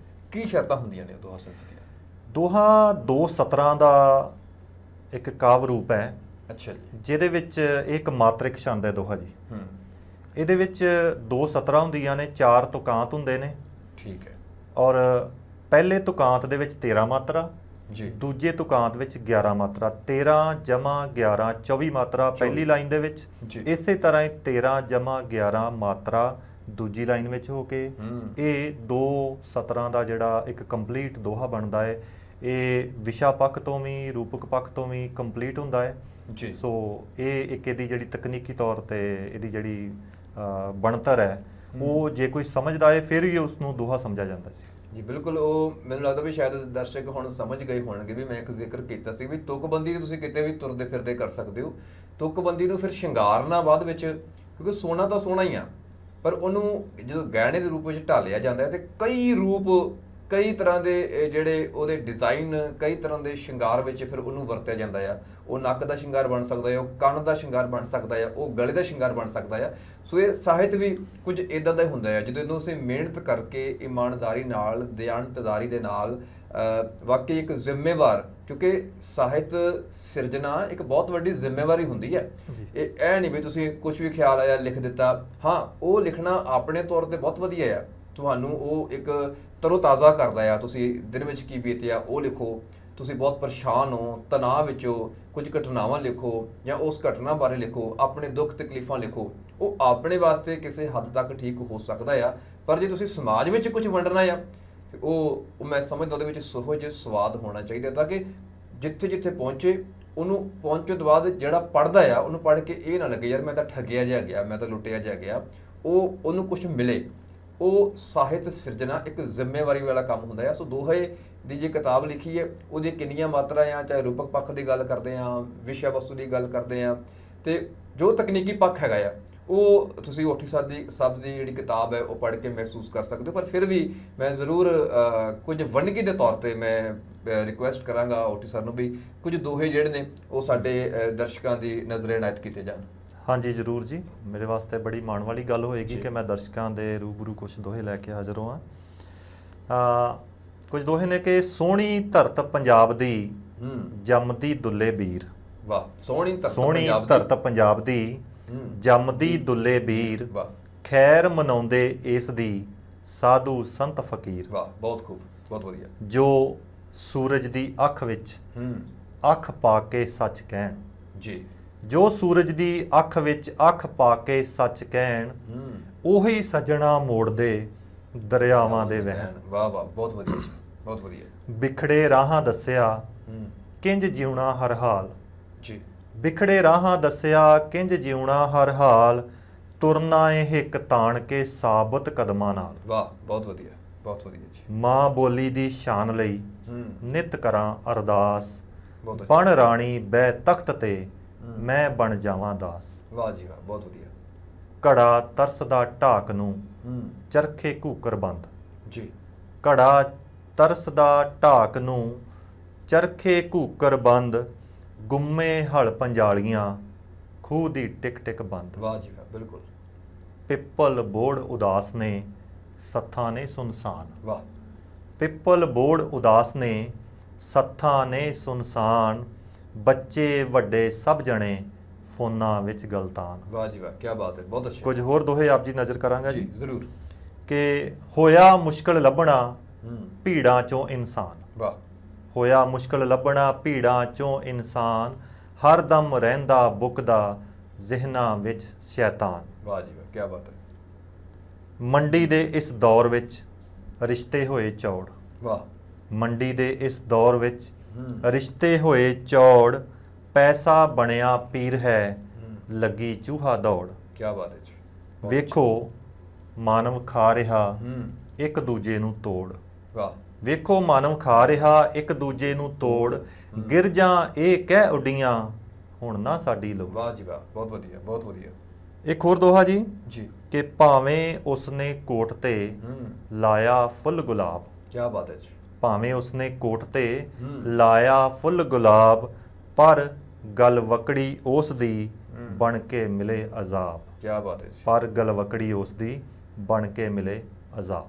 ਬਹੁਤ ਵਧੀਆ ਜੀ। ਵਾਕਈ ਮੈਂ ਉਹ ਵੇਖਣ ਦੀ ਕੋਸ਼ਿਸ਼ ਕਰ ਰਿਹਾ, ਬੜੇ ਬੜੇ ਛੋਟੇ ਛੋਟੇ ਤੇ ਪਰ ਬੜਾ ਵੱਡਾ ਮੈਸੇਜ, ਜਿਹਨੂੰ ਅਸੀਂ ਕਹਿੰਦੇ ਵੀ ਗਾਗਰ ਦੇ ਵਿੱਚ ਸਾਗਰ ਪਾ ਦੇਣਾ ਜਾਂ ਕੁਝ 'ਚ ਸਮੁੰਦਰ ਬੰਦ ਕਰ ਦੇਣਾ। ਸਾਡੇ ਇੱਕ ਆਮ ਤੌਰ ਤੇ ਕਹਾਵਤਾਂ ਜਾਂ ਮਸ਼ਹੂਰ ਨੇ, ਆਮ ਤੌਰ ਤੇ ਉਦਾਹਰਨ ਦਿੱਤੀ ਜਾਂਦੀ ਹੈ, ਜਦੋਂ ਬਹੁਤ ਵੱਡੀ ਗੱਲ ਨੂੰ ਥੋੜੇ ਸ਼ਬਦਾਂ ਵਿੱਚ ਕਹਿਣ ਦੀ ਜਿਹੜੀ ਤਾਕਤ ਹੈਗੀ ਹੈ, ਉਹ ਦੋਹੇ ਦੇ ਵਿੱਚ ਹੈਗੀ ਹੈ। ਤੇ ਇਹੋ ਕਾਰਨ ਹੈ ਕਿ ਜਦੋਂ ਖਾਸ ਤੌਰ ਤੇ ਅਸੀਂ ਗੁਰਬਾਣੀ ਦਾ ਅਧਿਐਨ ਕਰਦੇ ਹਾਂ ਤੇ ਕਈ ਵਾਰੀ ਪੂਰਾ ਸ਼ਬਦ ਉਹ ਲੰਮਾ ਲੱਗਦਾ ਆ, ਤੇ ਸ਼ਲੋਕ ਚਾਹੇ ਗੁਰੂ ਅੰਗਦ ਪਾਤਸ਼ਾਹ ਦੇ ਹੋਣ, ਗੁਰੂ ਅਮਰਦਾਸ ਪਾਤਸ਼ਾਹ ਜੀ ਦੇ ਹੋਣ, ਜਾਂ ਹੋਰ ਗੁਰੂ ਸਾਹਿਬਾਨਾਂ ਦੇ ਹੋਣ, ਭਗਤ ਕਬੀਰ, ਬਾਬਾ ਫਰੀਦ ਜੀ ਦੇ ਸ਼ਲੋਕ, ਗੁਰੂ ਤੇਗ ਬਹਾਦਰ ਜੀ ਦੀ ਬਾਣੀ ਜਦੋਂ ਅਸੀਂ ਪੜ੍ਹਦੇ ਹਾਂ ਤੇ ਉਹ ਮਨ ਗਦਗਦ ਹੋ ਜਾਂਦਾ ਆ, ਵਿਰਾਗ ਪੈਦਾ ਹੁੰਦਾ ਆ, ਵਿਸਮਾਦ ਪੈਦਾ ਹੁੰਦਾ ਆ, ਆਨੰਦ ਪੈਦਾ ਹੁੰਦਾ ਆ। ਬਈ ਨਿੱਕੀ ਜਿਹੀ ਗੱਲ ਹੈ ਪਰ ਕਿੰਨਾ ਵੱਡਾ ਸਾਰ ਹੈ। ਸਾਡੀ ਸਮੁੱਚੀ ਜ਼ਿੰਦਗੀ ਨਹੀਂ ਬਲਕਿ ਪੂਰੇ ਵਿਸ਼ਵ ਦੀਆਂ ਸਮੁੱਚੀਆਂ ਜ਼ਿੰਦਗੀਆਂ ਦਾ ਸਾਰ ਜਿਹੜਾ ਆ ਉਹ ਕੇਵਲ ਦੋ ਪੰਕਤੀਆਂ ਦੇ ਵਿੱਚ ਹੁੰਦਾ ਆ, ਔਰ ਇਹ ਦੋਹੇ ਦੀ ਇਹ ਖਾਸੀਅਤ ਹੈਗੀ ਹੈ। ਸੋ ਇਸ ਤੋਂ ਅਗਲੇ ਪ੍ਰੋਜੈਕਟ ਕੀ ਹੈਗੇ ਨੇ ਸਰ? ਦੁਬਾਰਾ ਦੋਹੇ ਦੀ ਕਿਤਾਬ ਇੱਕ ਹੋਰ ਆਊਗੀ ਕਿ ਜਾਂ ਵਾਰਤਕ ਵਾਲੇ ਪਾਸੇ ਵੀ ਹੁਣ ਰੁਝਾਨ ਹੋਊਗਾ? ਦੋਹੇ ਵੀ ਚਲੋ ਮੈਂ ਕੋਸ਼ਿਸ਼ ਕਰਦਾ ਹਾਂ ਲਿਖਣ ਦੀ, ਪਰ ਮੇਰੀ ਕੋਸ਼ਿਸ਼ ਇਹ ਹੈ ਕਿ ਹੁਣ ਨਾਲੋਂ ਨਾਲ ਕਿਸੇ ਦੂਜੇ ਸਾਹਿਤ ਰੂਪ ਤੇ ਵੀ ਕਲਮ ਅਜ਼ਮਾਈ ਕੀਤੀ ਜਾਵੇ। ਬਹੁਤ ਵਧੀਆ ਜੀ।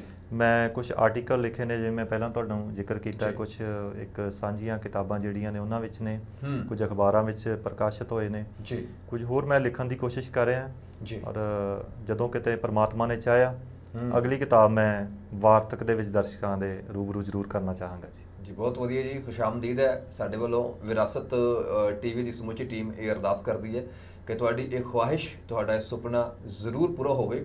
ਔਰ ਜਿਹੜੀ ਤੁਸੀਂ ਇਹ ਮੈਂ ਪਰ ਉਹਦੇ ਬਾਵਜੂਦ ਅਸੀਂ ਇਹ ਜ਼ਰੂਰ ਕਹਿਣਾ ਚਾਹਾਂਗੇ ਵੀ ਇਹ ਤੁਸੀਂ ਵਧਾਈ ਦੇ ਪਾਤਰ ਹੋ ਕਿ ਪੰਜਾਬ ਦੀ ਇੱਕ ਅਲੋਪ ਹੋ ਰਹੀ ਸਿਨਫ ਉੱਤੇ ਤੁਸੀਂ ਕੰਮ ਕੀਤਾ ਆ, ਔਰ ਇਹ ਆਪਣੇ ਆਪ ਦੇ ਵਿੱਚ ਮਾਰਕੇ ਵਾਲਾ ਕੰਮ ਹੈਗਾ ਆ। ਔਰ ਜ਼ਰੂਰ ਪਾਠਕ ਜਿਹੜੇ ਨੇ, ਖਾਸ ਤੌਰ ਤੇ ਜਿਹੜੇ ਸ਼ੌਕੀਨ ਨੇ ਸਾਹਿਤ ਦੀਆਂ ਵੱਖ-ਵੱਖ ਵਿਧਾਵਾਂ ਪੜ੍ਹਨ ਦੇ ਜਾਂ ਕਵਿਤਾਵਾਂ ਪੜ੍ਹਨ ਦੇ ਜਾਂ ਸ਼ਾਇਰੋ ਸ਼ਾਇਰੀ ਦੇ ਸ਼ੌਕੀਨ ਹੈਗੇ ਨੇ, ਉਹ ਇਹਦੇ ਵਿੱਚੋਂ, ਇਸ ਕਿਤਾਬ ਦੇ ਵਿੱਚੋਂ ਬਹੁਤ ਸਾਰਾ ਮਟੀਰੀਅਲ ਹੈਗਾ ਆ, ਉਹ ਪੜ੍ਹ ਸਕਦੇ ਨੇ। ਔਰ ਜਿਹੜੀ ਚੰਗੀ ਚੀਜ਼ ਲੱਗੀ ਹੈ ਉਹ ਆਪਣੇ ਸਰਕਲ ਦੇ ਵਿੱਚ, ਆਪਣੇ ਸੱਜਣ ਮਿੱਤਰਤਾਈ ਦੇ ਵਿੱਚ, ਆਪਣੇ ਦੋਸਤਾਂ ਦੇ ਵਿੱਚ, ਗਰੁੱਪ ਦੇ ਵਿੱਚ ਸਾਂਝਾ ਕਰ ਸਕਦੇ ਨੇ, ਪਰ ਲੇਖਕ ਦਾ ਨਾਮ ਤੇ ਕਿਤਾਬ ਦਾ ਪੰਨਾ ਮੈਂਸ਼ਨ ਕਰ ਦਿੱਤਾ ਜਾਵੇ ਤਾਂ ਕਿ ਜਿਹਨੇ ਮਿਹਨਤ ਕੀਤੀ ਹੈ ਉਹਦੇ ਬਾਰੇ ਵੀ ਲੋਕਾਂ ਨੂੰ ਪਤਾ ਲੱਗੇ। ਤੇ ਜੇ ਕੋਈ ਹੋਰ ਪੜ੍ਹਨਾ ਚਾਹਵੇ ਤੇ ਉਹ ਤੁਹਾਡੇ ਉੱਤੇ ਡਿਪੈਂਡ ਨਾ ਹੋਵੇ, ਬਲਕਿ ਉਹਨੂੰ ਪਤਾ ਹੋਵੇ ਵੀ ਇਸ ਕਿਤਾਬ ਦੇ ਵਿੱਚੋਂ ਅਸੀਂ ਇਸ ਤਰ੍ਹਾਂ ਦੀ ਜਾਣਕਾਰੀ ਜਿਹੜੀ ਹੈ ਉਹ ਪ੍ਰਾਪਤ ਕਰ ਸਕਦੇ ਹਾਂ। ਮੈਂ ਤੁਹਾਡੀ ਗੱਲ ਟੋਕ ਰਿਹਾ ਕਿ ਜਿਹੜੀ ਤੁਸੀਂ ਗੱਲ ਦਾ ਜ਼ਿਕਰ ਕੀਤਾ ਹੈ ਕਿ ਲੇਖਕ ਦਾ ਨਾਮ ਦਾ ਜ਼ਿਕਰ ਜਾਂ ਉਹਦੇ ਕਿਤਾਬ ਦਾ ਜ਼ਿਕਰ ਜ਼ਰੂਰ ਹੋਣਾ ਚਾਹੀਦਾ ਹੈ। ਦੇਖੋ, ਰਚਨਾਵਾਂ ਜਿਹੜੀਆਂ ਉਹ ਬੱਚਿਆਂ ਵਾਂਗ ਪਿਆਰੀਆਂ ਹੁੰਦੀਆਂ ਨੇ। ਬਿਲਕੁਲ ਜੀ। ਔਰ ਜਦੋਂ ਕਿਤੇ ਇਹਨਾਂ ਦਾ ਜ਼ਿਕਰ ਹੋਵੇ ਤੇ ਸਾਨੂੰ ਉਤਸ਼ਾਹ ਮਿਲਦਾ ਵਾ ਕਿ ਹਾਂ, ਕਿਸੇ ਨੇ ਸਾਡੀ ਕਹੀ ਹੋਈ ਗੱਲ ਨੂੰ ਕਿਤੇ ਕੋਟ ਕੀਤਾ ਹੈ ਜੀ। ਉਹ ਜਦੋਂ ਕੋਈ ਸਾਡੇ ਨਾਂ ਦੇ ਨਾਲ ਜਾਂ ਕਿਤਾਬ ਕਿਹੜੀ ਵਿੱਚੋਂ ਲਿਆ ਗਿਆ ਜਦੋਂ ਦੱਸਦਾ ਹੈ ਤੇ ਸਾਨੂੰ ਇੰਨਾ ਉਤਸ਼ਾਹ ਮਿਲਦਾ ਹੈ ਕਿ ਉਹ ਖੁਸ਼ੀ ਦੀ ਹੱਦ ਨਹੀਂ ਕੋਈ ਰਹਿੰਦੀ। ਉਹਦੇ ਸਾਹਮਣੇ ਕਿਤਾਬਾਂ ਦੇ ਪੈਸੇ ਜਿਹੜੇ ਉਹ ਵੀ ਬੌਣੇ ਲੱਗਦੇ ਆ। ਇਸ ਕਰਕੇ ਇਹ ਬਹੁਤ ਵਧੀਆ ਤੁਸੀਂ ਮੈਸੇਜ ਦਿੱਤਾ ਹੈ, ਸੰਦੇਸ਼ ਜਿਹੜਾ ਹੈ ਪਾਠਕਾਂ ਨੂੰ, ਕਿ ਜਦੋਂ ਕਿਤੇ ਕਿਸੇ ਦੀ ਕਹੀ ਹੋਈ ਗੱਲ, ਕੋਈ ਕਵਿਤਾ ਹੋ ਸਕਦੀ ਹੈ ਜਾਂ ਕੋਈ ਥਾਟ ਹੋ ਸਕਦਾ, ਵਿਚਾਰ ਹੋ ਸਕਦਾ ਹੈ, ਉਹਦੇ ਨਾਲ ਉਸਦਾ ਜਿਹੜਾ ਕਰਤਾ ਹੈ, ਸਿਰਜਕ ਹੈ, ਉਹਦਾ ਜੇ ਜ਼ਿਕਰ ਹੋਵੇ ਤੇ ਬਹੁਤ ਮਾਣ ਮਿਲਦਾ ਸੀ। ਬਿਲਕੁਲ ਜੀ। ਉਹ ਮੈਨੂੰ ਲੱਗਦਾ ਵੀ ਇਹਦੇ ਚ ਸਗੋਂ ਜਿਹੜਾ ਬੰਦਾ ਸ਼ੇਅਰ ਕਰ ਰਿਹਾ ਉਹਦੀ ਵੀ ਵਡਿਆਈ ਆ ਜੀ, ਕਿਉਂਕਿ ਅਗਲਾ ਬੰਦਾ ਸੋਚਦਾ ਜਿਹੜਾ ਬੰਦੇ ਨੇ ਪੜ੍ਹ ਕੇ ਲਿਖਿਆ ਕਿਤੋਂ, ਹਾਂ ਬਿਲਕੁਲ, ਹਨਾ, ਉਹਦੇ ਵਿੱਚ ਵੀ ਵਡਿਆਈ ਹੋਈ ਆ, ਉਹਦੇ ਚ ਇਹ ਨਹੀਂ ਹਨਾ। ਕਿਉਂਕਿ ਮੈਂ ਨਿੱਜੀ ਤੌਰ ਤੇ ਜਿੱਦਾਂ ਦਰਸ਼ਕਾਂ ਨੂੰ ਪਤਾ ਹੈ ਵੀ ਮੈਂ ਆਪ ਲਿਖਦਾ ਹਾਂ ਕਦੇ ਕਦੇ, ਤੇ ਮੇਰੇ ਨਾਲ ਬਹੁਤ ਵਾਰੀ ਇਦਾਂ ਹੋਇਆ। ਮੇਰੇ ਇੱਕ ਬਹੁਤ ਖਾਸ ਮਿੱਤਰ ਨੇ ਇਦਾਂ ਹੀ ਕਰਨਾ ਵੀ ਇੱਥੋਂ ਚੱਕ ਲੈਣਾ ਮੇਰਾ ਮਟੀਰੀਅਲ ਤੇ ਆਪਣੇ ਨਾਂ ਥੱਲੇ ਉਹਨੇ ਸੋਸ਼ਲ ਮੀਡੀਆ ਤੇ ਪਾ ਦੇਣਾ। ਫਿਰ ਇੱਕ ਵਾਰੀ ਮੈਨੂੰ ਥੋੜਾ ਹਿਰਖ ਜਿਹਾ ਹੋਇਆ ਤੇ ਫਿਰ ਮੈਂ ਥੋੜਾ ਬਦਮਾਸ਼ੀ, ਮੈਂ ਕਿਹਾ ਤੂੰ ਰੋਜ਼ ਕਰਦਾ ਤੇ ਚੱਲ ਥੋੜੀ ਬਦਮਾਸ਼ੀ ਮੈਂ ਵੀ ਕਰਦਾ। ਫਿਰ ਮੈਂ ਸਖਤੀ ਨਾਲ ਕਿਹਾ, ਕਹਿੰਦਾ ਵੀਰ ਜੀ ਮੈਨੂੰ ਚੰਗਾ ਬਹੁਤ ਲੱਗਾ, ਤੁਸੀਂ ਕਹਿੰਦਾ ਕਮਾਲ ਹੀ ਕਰਤੀ। ਮੈਂ ਕਿਹਾ ਮੇਰੀ ਕਮਾਲ ਤਾਂ ਚੰਗੀ ਲੱਗੀ ਤੇ ਮੇਰਾ ਨਾਂ ਨਹੀਂ ਚੰਗਾ ਲੱਗਾ ਨਾਲ, ਉਹ ਤੂੰ ਕਿਉਂ ਝਾੜ ਦਿੱਤਾ। ਤੇ ਪੰਜਾਬ ਦੇ ਵਿੱਚ ਛਪਣ ਵਾਲੀਆਂ ਬਹੁਤ ਉੱਚ ਪੱਧਰ ਦੀਆਂ ਪੰਜਾਬੀ ਅਖਬਾਰਾਂ ਵਿੱਚ ਮੇਰੀਆਂ ਲਿਖਤਾਂ ਜਿਹੜੀਆਂ ਕਿਸੇ ਹੋਰ ਨਾਮ ਥੱਲੇ ਛਪੀਆਂ ਤੇ ਮੈਂ ਹੈਰਾਨ ਹੋ ਗਿਆ। ਪਹਿਲਾਂ ਮੈਂ ਸੋਚਿਆ ਵੀ ਜਿਹੜਾ ਸਿਰਲੇਖ ਹੈ ਨਾ, ਵੀ ਚਲੋ ਸਿਰਲੇਖ ਤਾਂ ਕਿਸੇ ਦਾ ਵੀ ਸਾਂਝਾ ਹੋ ਸਕਦਾ, ਕੋਈ ਬਹੁਤੀ ਵੱਡੀ ਗੱਲ ਨਹੀਂ। ਫਿਰ ਮੈਂ ਪਹਿਲਾ ਪੈਰਾ ਪੜ੍ਹਿਆ ਤੇ ਮੈਂ ਕਿਹਾ ਵੀ ਮੇਰਾ ਆਪਣਾ ਬੱਚਾ ਹੀ ਆ, ਤੇ ਅਗਲਾ ਪੜ੍ਹਿਆ ਉਹ ਸਾਰਾ ਕੁਝ ਹੀ ਮੇਰਾ ਆਪਣਾ ਹੀ। ਜਿਵੇਂ ਗੱਲ ਕੀਤੀ ਓਟੀ ਸਾਹਿਬ ਨੇ ਵੀ ਬੱਚਿਆਂ ਵਾਂਗ ਪਿਆਰੀਆਂ ਹੁੰਦੀਆਂ ਆਪਣੀਆਂ ਰਚਨਾਵਾਂ। ਮੈਂ ਫੋਨ ਲਾਇਆ, ਮੈਂ ਕਿਹਾ ਜਿੱਦਾਂ ਤੁਸੀਂ ਲੇਖ ਲਿਖਿਆ, ਕਹਿੰਦੇ ਹਾਂਜੀ।